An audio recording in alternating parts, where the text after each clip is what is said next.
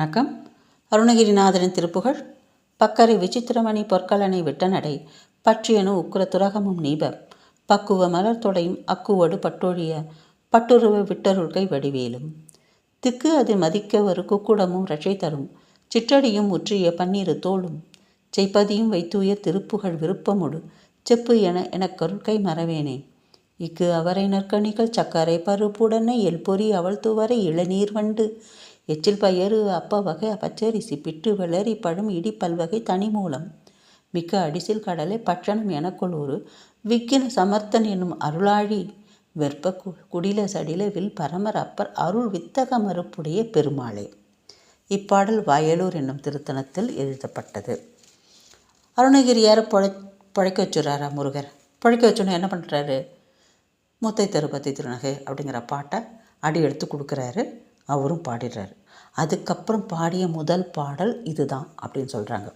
கைத்தல நிறகணி என்ற பாடல் வழி வழியாக முதல் பாடலாக இருந்தாலும் இந்த பக்கரை விசித்திரமணி என்ற பாடல் தான் முதல் பாடல் அப்படின்னு ஆன்றோர்கள் சொல்கிறாங்க. மேலும் தன்னை பற்றி பாடு அப்படின்னு சொல்லிட்டார் இல்லையா முருகன். அவர்கிட்ட கேட்குறாரு, நான் எப்படி பாடுறது அப்படின்னு கேட்கும்போது, நீ வயலூருக்கு வா அப்படின்னு சொல்கிறாராம். வயலூருக்கு வான்னு ஒரு அசரீரி மூலமாக சொல்கிறாராம் முருகர். இவரும் வயலூருக்கு போய் அங்கே இருக்கிற முருகனை தியானிக்கிறாராம். தியானிக்கும்போது முருகருடைய தியானத்தில் தம்முடைய மயில், வேல், சேவல், கடப்ப மாலை, சிறிய திருவடி, பன்னிரு தோள் மற்றும் தாம் அமர்ந்துள்ள இடம் அந்த வயலூர் இதை பற்றிலாம் பாடு என்று சொல்லி அருளினாராம். இதுதான் கான்செப்ட். இப்படியெல்லாம் பாடுன்னு இன்ஸ்ட்ரக்ஷன் கொடுத்துட்டார் முருகர் அருணகிரியாருக்கு. அருணகிரியாரும் அத்தலத்தில் வாழ் பொய்யா கணபதியை வணங்குகிறார். பொய்யா கணபதியை வணங்குறது எப்படி வணங்குறாரு அப்படின்னாக்கா, இங்கே கடைசியாக இங்கே சொல்லியிருப்பாங்க. இக்கு அவரை நற்கணிகள் சர்க்கரை பருப்புடனே எல்பொறி அவள் துவரை இளநீர் வண்டு. இக்குனா கரும்பு. என்னெல்லாம் சொல்லி வழிபடுறார் அந்த பொய்யாமொழி கணபதியான். இக்கு அவரை நற்கணிகள் சர்க்கரை பருப்புடனே எல்பொறி அவள் துவரை இளநீர் வண்டு. கரும்பு, அவரை, நற்கணிகள், சர்க்கரை பருப்புடன் எல்பொறி அவள் துவரை இளநீர் வண்டு எச்சில். வண்டு எச்சில்னா தேன். வண்டோட எச்சில் தான் அந்த தேன் சொல்கிறாங்க. வண்டு எச்சில் பயறு அப்ப வகை பச்சரிசி பிட்டு வெளரி பழம்.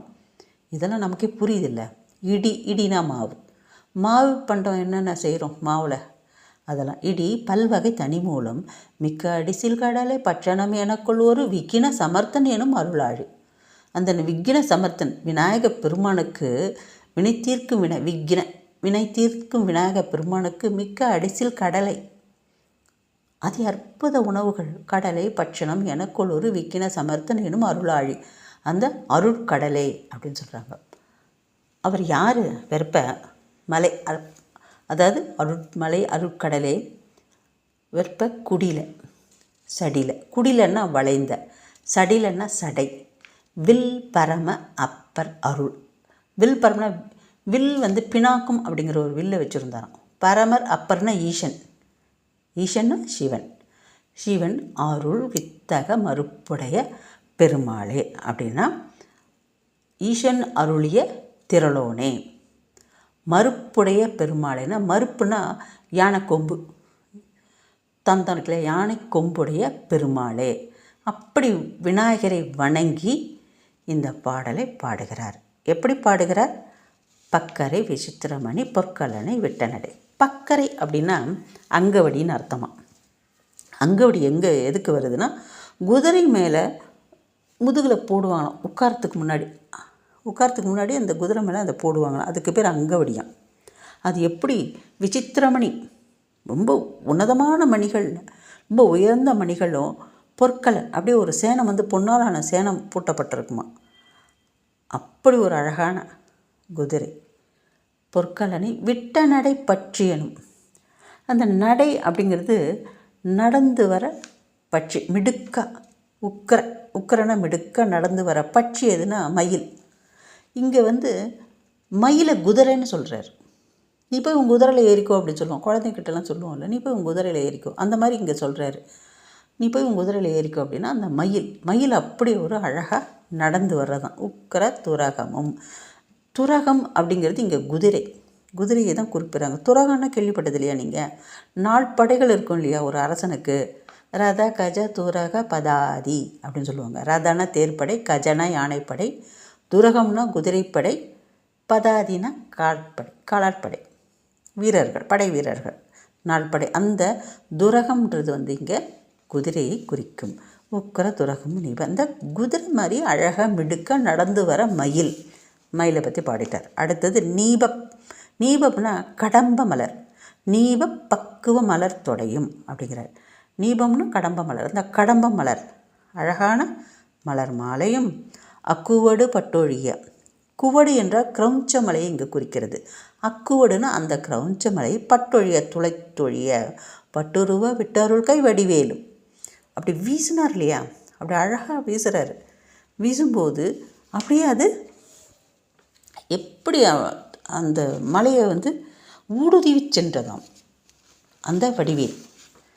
பட்டுருவ விட்டருள் கை வடிவேலும். அந்த அழகான வடிவேலை பற்றி பாடிட்டார். சொன்னதெல்லாம் பாடிட்டாரா? மயிலை பாடிட்டார், கடம்ப மலரை பாடிட்டார், கிரௌஞ்ச மலையை பாடிட்டார். அப்புறம் அந்த கை வடிவேல், அவருடைய வடிவேலை பற்றியும் பாடிட்டார். அதுக்கப்புறம் திக்கு அது மதிக்க வர குக்குடமும். குக்குடம்ன்றது கோழி. இந்த சேவல் பற்றி பாடுறார், தன்னுடைய கொடி பற்றி பாடுறார்.